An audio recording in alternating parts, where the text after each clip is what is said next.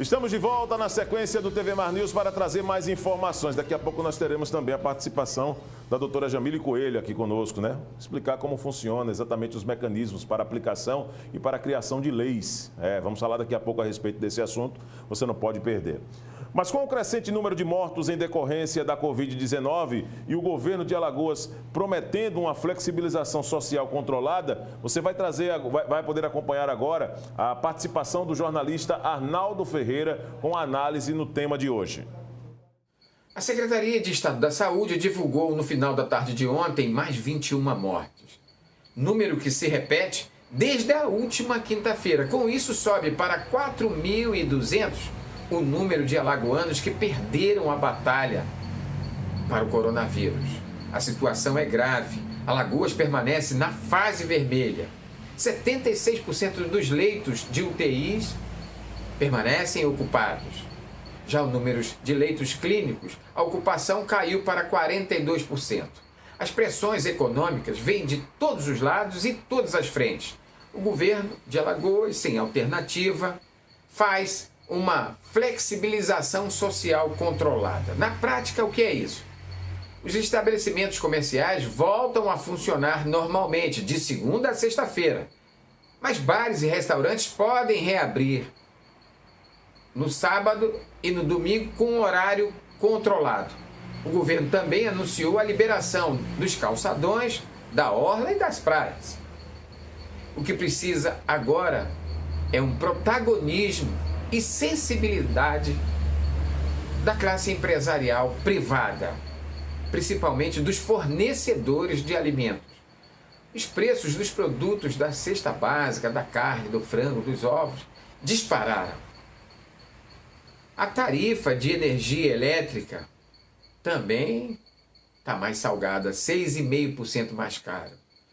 É importante lembrar para esses setores que nós vivemos uma pandemia, que as pessoas estão sendo contaminadas, estão morrendo, não tem trabalho, vivemos numa recessão.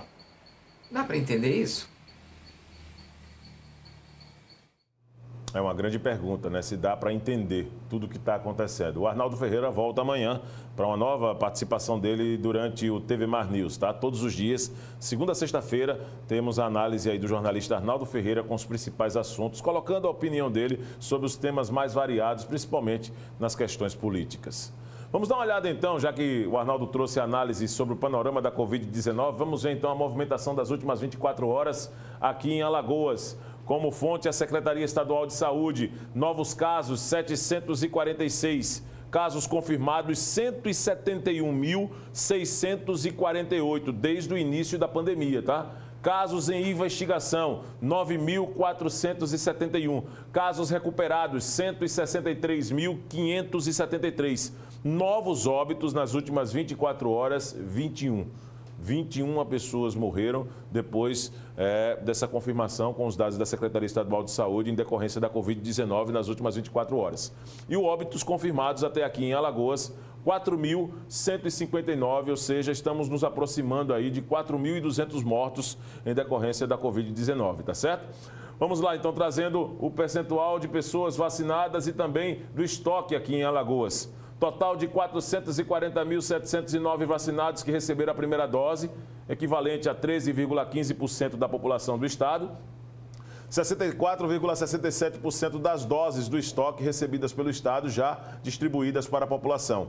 Um total de 188.579 pessoas vacinadas que receberam a segunda dose, equivalente a 5,63% da população do estado que já foi vacinada, mais do estoque que o estado possui, 27,67% das doses recebidas pelo estado já distribuídas para a população. Agora nós vamos trazer na sequência do TV Mar News mais uma participação do repórter Fernando Palmeira. Vamos a câmera 1 aqui para trazer o Fernando Palmeira, dar uma mudada de ares, né? Ô Fernando, você em outro ponto da cidade vai trazer agora informação de desconto no IPTU. É isso mesmo, Fernando? Mais uma vez, seja bem-vindo.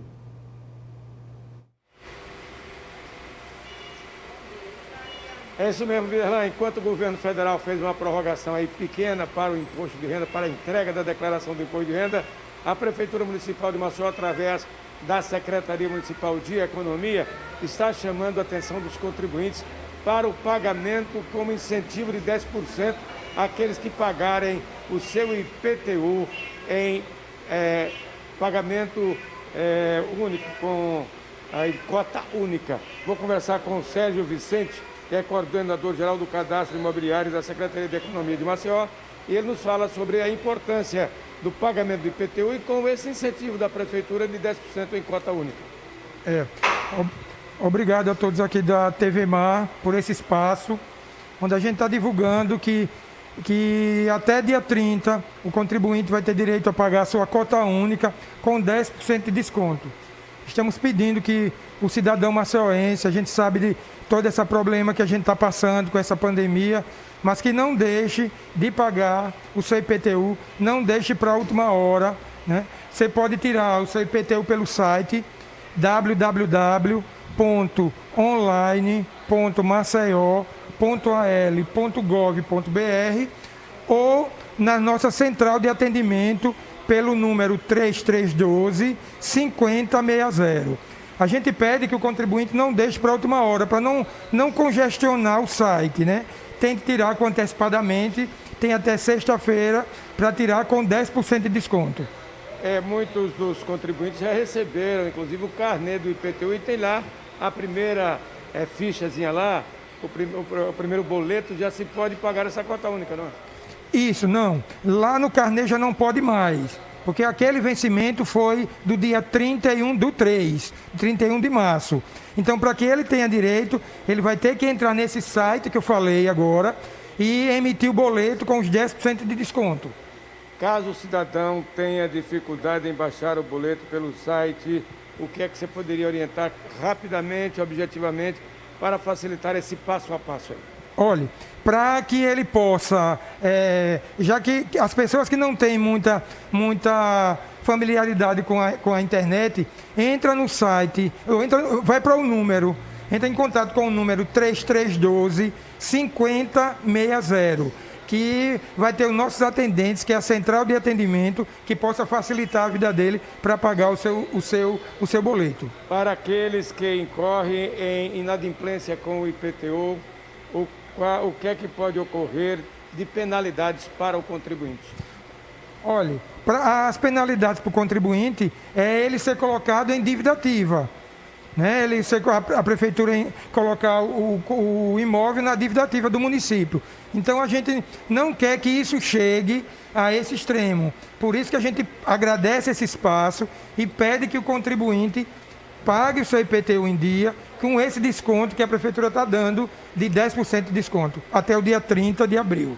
O IPTU é um dos mais importantes impostos das municipalidades e a Prefeitura de Maceió está aí dando essa importante oportunidade para que você tenha esse incentivo dos 10% do IPTU e com a facilidade de entrar em contato direto com o canal pela internet, como foi aqui bem explicado. Aqui da Secretaria Municipal de Economia, com as imagens de Chico Nogueira, Fernando Palmeira, para a TV Mar da organização Arnon de Melo, canal 525, NET. Claro, Videla Araújo, é com você.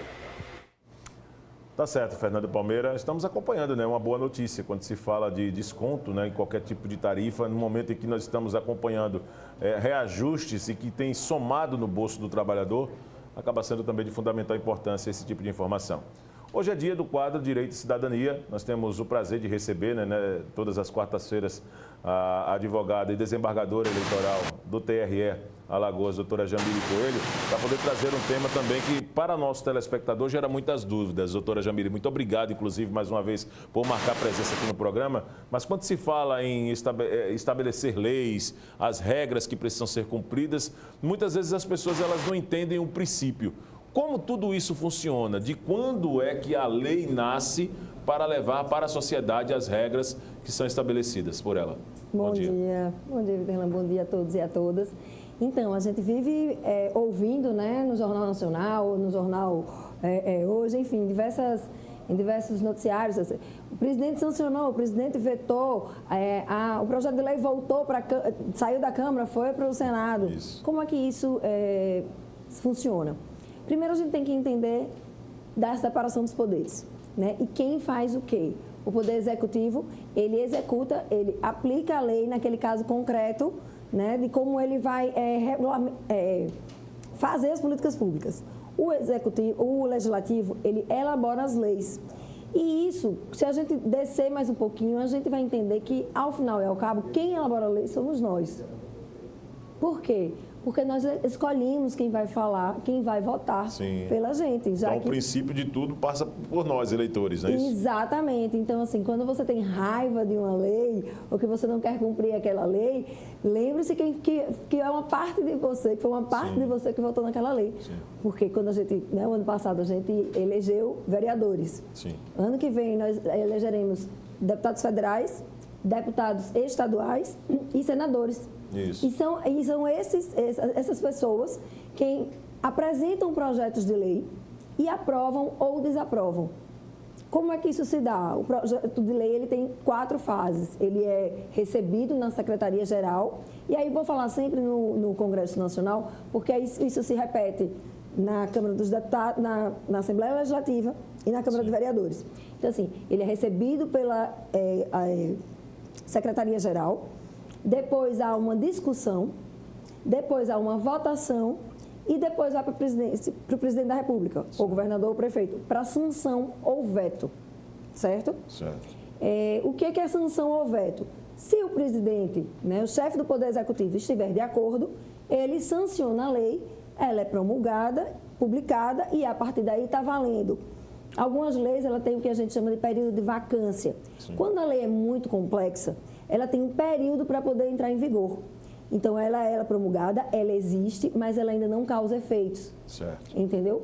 Por exemplo, se eu tenho uma lei tributária, ela tem que ter uma vacância mínima, certo? O Código de Processo Civil, ou o Código Civil mesmo, quando ele entrou, ele teve uma vacância de quase de 1 ano. Que é para as pessoas se adaptarem. Seria por um tempo, o tempo de adequação nesse caso? O tempo de adequação para você saber, olha só, daqui para frente a lei vai vigorar dessa forma, principalmente leis mais complexas. Tem outras leis que elas entram em vigor a partir da sua publicação, ela é imediata. Né? No Congresso Nacional, que é formado pela Câmara dos Deputados e pelos senadores, tanto deputados quanto senadores podem propor projetos de lei. E sempre que for de uma casa, a outra revisa. Aí fica sendo chamada de casa revisora. Entendo. Então, eu sou um deputado, apresento um projeto de lei, todo mundo aprova, ok, vai para o Senado Federal. O Senado Federal aprova, ok, vai para o Presidente da República. Mas se o Senado aprovar ou alterar, volta para casa, que foi a iniciativa do projeto. A mesma coisa ao contrário, se começa do Senado, vai para a Câmara dos Deputados, se sai da Câmara dos Deputados, volta para o Senado. O interessante, Viderlan, é que nem todas as leis vão ao plenário. A plenário é aquele ambientezinho que a gente vive vendo na televisão, um é verde e o outro é azul. Porque todas as leis, elas têm que passar pelas comissões temáticas. Então, por exemplo, se é um assunto relacionado à agricultura, ela vai para a Comissão da Agricultura. Certo. Se é um assunto relacionado a veículos, né, a normas de trânsito, ela vai para uma comissão pertinente a isso. E no final, independentemente das comissões temáticas, que elas podem ir no máximo 3, todas elas caem na Comissão de Constituição, Justiça e Cidadania. Daí porque é importante o relator desta comissão, o presidente desta comissão, que teve até uma confusão agora no governo, uma confusão assim, sim, é política, tudo é política. Então, você tem interesse que o seu partidário seja ali presidente daquela comissão, porque todas as leis passam por ela. E o que é mais importante, se as comissões derem o ok, não houver conflito, a lei é aprovada, sequer vai a plenário. Quando há conflito, aí sim vai a plenário. Então, assim, não são todas as leis que vão a plenário, mas todas as leis têm pelo menos representantes que estudam, né? E em relação à Comissão de Constituição, é porque nenhuma lei pode ser inconstitucional. A gente até conversou sobre isso. Claro. Ou seja, todas as leis ela tem que ter observância na nossa Carta Magna, no nosso documento maior. Sim. E, além disso, para se aprovar uma lei, você precisa de quórum. Ou seja, um número mínimo de participantes. Mínima, né? Exatamente, uma quantidade mínima. Nas leis ordinárias, que são leis que a gente chama comuns, ordinária que não está no sentido de não ser boa, né? São leis mais simples, de assuntos menos complexos, você precisa de uma maioria simples. Então, você tem 513 deputados. Você precisa que o quórum seja da metade, certo? A metade mais um, né? A maioria simples. E dentro dela, essa maioria aprove. Quando é uma lei complementar, por exemplo, um Código de Processo Civil, um Código de Processo Penal, existem determinadas matérias que exigem leis complementares, que o processo dela é um pouco mais difícil de se aprovar e de se alterar. Você precisa da maioria qualificada. Entendeu? Então, você precisa que a maioria esteja e que a maioria do total dos 513 esteja lá e você consiga aprovar essa lei. Certo? E ainda tem outras pessoas, outras autoridades que podem também apresentar projeto de lei, como o presidente da República. Tá. O que afeta os órgãos dele e os servidores públicos, por exemplo, são do presidente da República. Agora, doutora Jamília, é muito importante essa explanação, porque isso dá uma ideia do quanto nós precisamos buscar mais a informação a respeito daquilo que se propõe. Nós, às vezes, até acompanhamos algumas corridas, né? Tivemos ano passado eleições para ocupar o posto de vereador e alguns até falando, vou criar uma lei, você pode... O caminho é bem mais complexo. Para que um vereador tenha um poder, por exemplo, de criar uma lei, ele pode ter uma ideia, pode até desenhar um projeto, mas apresentar esse projeto para, no futuro, isso, claro, dependendo das instâncias, ser aprovado. Mas ele, pessoa, ele não tem esse poder sozinho de criar uma lei, não é isso, doutor? Não, de forma alguma, até porque ali é um órgão colegiado. E o que eu acho mais interessante, Videlan, é que a gente lembre sempre que, no final, quem está apresentando o projeto de lei somos nós. Sim. Então, nós escolhemos representantes, nós escolhemos os integrantes da Câmara, né, de Deputados, da Câmara de Vereadores, das Assembleias Legislativas. Então, aquilo ali é um perfil, é um reflexo da sociedade. Tem muita gente que se assusta quando a gente fala isso. Sim, claro. Mas é verdade. Se eu coloco um parlamentar, né, um político que se coaduna com os meus interesses, ok. E aí eu estou falando de interesses legítimos, tá? Do que eu penso que é melhor para a cidade. Ok. E ele não vai fazer isso sozinho. Certo. E é por isso que também há toda uma discussão assim, se tem a maioria, se não tem a maioria, porque muitas vezes o Executivo não consegue governar se ele não tem a maioria. Entendo. Né? Porque ele não consegue passar os projetos de lei de interesse do Poder Executivo. Sim. Então, reformas tributárias, reformas administrativas, reformas previdenciárias, enfim, isso tudo que a gente tem visto, ele precisa do apoio do Congresso. Né? Sozinho, eles não vão fazer. Entendo. O parlamentar sozinho. Ele precisa apresentar o projeto, aquilo ali ser discutido numa comissão e ele ter a aprovação da maioria. E ainda não ser vetada pelo presidente ou pelo chefe do Poder Executivo. Porque se veta, pode voltar para a Câmara dos Deputados e a Câmara dos Deputados derrubar o veto. Então, no final, quem escolhe mesmo quais partes e quais pedaços da lei vão viger somos nós, Sim. através dos nossos representantes nas câmaras legislativas. Quando há uma falta de continuidade no projeto, ele consegue, muitas vezes, na sua opinião, doutora, passar para outras instâncias antes de chegar no presidente, antes de chegar no Congresso para votação? Você acha que ele já é eliminado aquela ideia? Tem muitas leis que podem ser criadas como proposta, mas a falta de continuidade delas, para não trazer um benefício para as pessoas ou impactar em problemas para a sociedade, acaba deixando muitas vezes, antes de chegar nessa instância final, que é a do presidente? Sim, uma boa parte dos projetos de lei não é aprovada porque muitas vezes são inconstitucionais ou são incompatíveis com outras leis. Daí a importância das comissões temáticas, que nessa comissão, além do trabalho político que tem de aprovar ou não aprovar, você tem um trabalho técnico exaustivo. Né? Os assessores das câmaras, assessores do Senado, são pessoas extremamente qualificadas, elas passam através, concurso público, né? Fora os assessores dos próprios parlamentares. Você tem aqueles técnicos ali, técnicos legislativos, né? De técnica legislativa, você tem uma sequência a seguir, tanto na confecção da lei, né, que a lei é lá, são os artigos, os parágrafos, os incisos, as alíneas, aquilo ali tem uma lógica, né, tem uma fórmula própria para você fazer isso, quanto ao mérito. E o mérito ele é sempre analisado nessas comissões, que tem tanto os políticos quanto a parte de assessoria técnica para aquilo ali não ser incompatível. Né? Eu tô aqui mexendo nessa lei, mas ela vai refletir em diversas outras leis. Entendo. E o sistema de lei, ele é literalmente um sistema. É como o nosso corpo. Sim. Uma coisa tem que estar engrenada na outra, senão você vai ter leis incompatíveis. Perfeito. Aí você vai para a questão de competência, se é ilegal, né, se é inconstitucional e por assim vai. Até quarta-feira, tá? Já com Orlando Santos aqui de volta no estúdio, né, de volta das férias. Eu vou me despedindo aqui da doutora Jamile Coelho, que é advogada e desembargadora eleitoral, né, do TRE Alagoas, com o quadro Direito e Cidadania, todas as quartas-feiras aqui na programação da sua TV Mar Canal 525.